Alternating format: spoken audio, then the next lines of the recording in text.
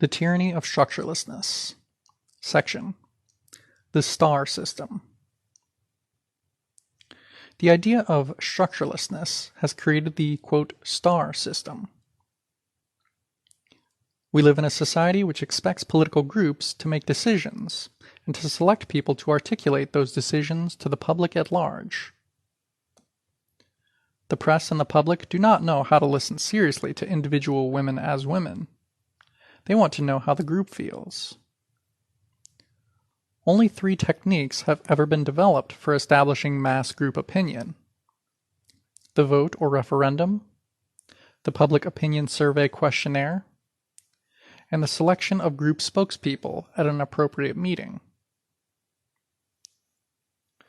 The women's liberation movement has used none of these to communicate with the public. Neither the movement as a whole, nor most of the multitudinous groups within it, have established a means of explaining their position on various issues.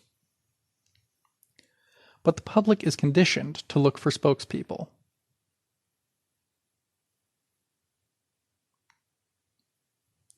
While it has consciously not chosen spokespeople, the movement has thrown up many women who have caught the public eye for various reasons.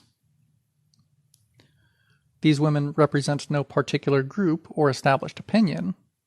They know this and usually say so.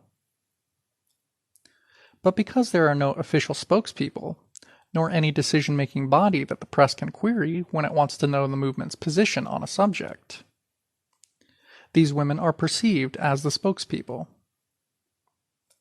Thus, whether they want to or not, whether the movement likes it or not, women of public note are put in the role of spokespeople by default.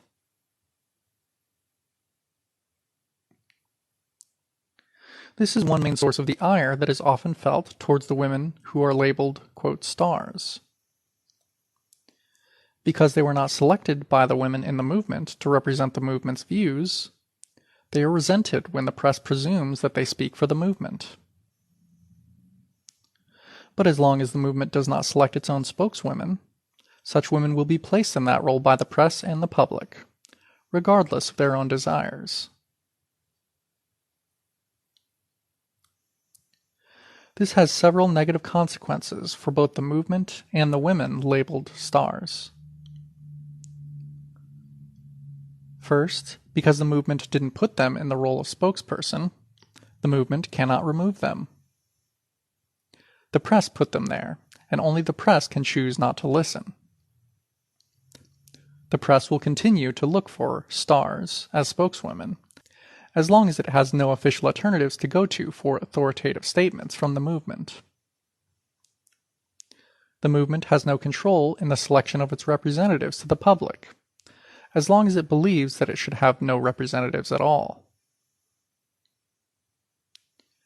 Second, women put in this position often find themselves viciously attacked by their sisters.